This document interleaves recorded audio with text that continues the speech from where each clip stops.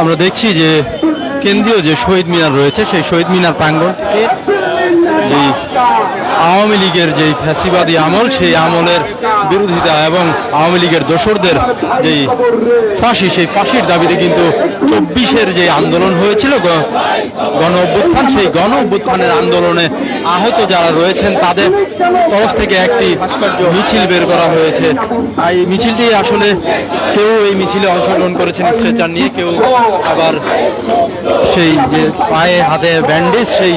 Bandage নিয়ে কিন্তু আসলে তারা এই মিছিলটিতে অংশগ্রহণ করেছেন। আমরা দেখছি যে এই মুহূর্তে যে 24-এর গণ অভ্যুত্থানে আহত যে সৈনিকরা রয়েছে সেই আহত সৈনিকরা কিন্তু একটি রাজপথে যে মিছিল সেই মিছিল নিয়ে তারা অগ্রসর হচ্ছেন, রাজপথের সামনের দিকে অগ্রসর হচ্ছেন। আসলে যে তারা তাদের বয়ানে কিংবা তাদের স্লোগানে বারবার যে বিষয়টি উঠে আসছে সেটি হলো যে আওয়ামী লীগের যে দোসররা রয়েছে তাদের যে অন্যায় অবিচারের ফলে তাদের যেই সন্ত্রাসী কার্যক্রমের ফলে এই যে তাদের এই আহত অবস্থা সেই অবস্থার কিন্তু তারা বিচার দাবি করছেন। আমরা দেখছি যে এই মুহূর্তে ঠিক আপনারা নিশ্চয়ই দেখছেন যে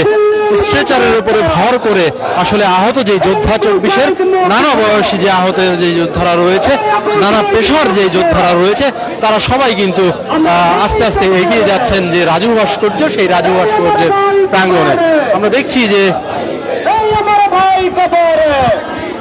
24-এর যে গণ অভ্যুত্থান ফ্যাসিবাদের বিরুদ্ধে যে আন্দোলন তীব্রতর আন্দোলনের মাধ্যমে স্বাধীন বাংলাদেশ অর্জিত হয়েছে, সেই বাংলাদেশের যে লড়াকু সৈনিক যারা এই অভ্যুত্থানে অংশগ্রহণ করেছিলেন তারা কিন্তু সবাই এই সামনের দিকে এগিয়ে যাচ্ছেন। অর্থাৎ এই আহতদের একাংশ এই আজকের মিছিলে অংশগ্রহণ করেছেন, তারা সামনে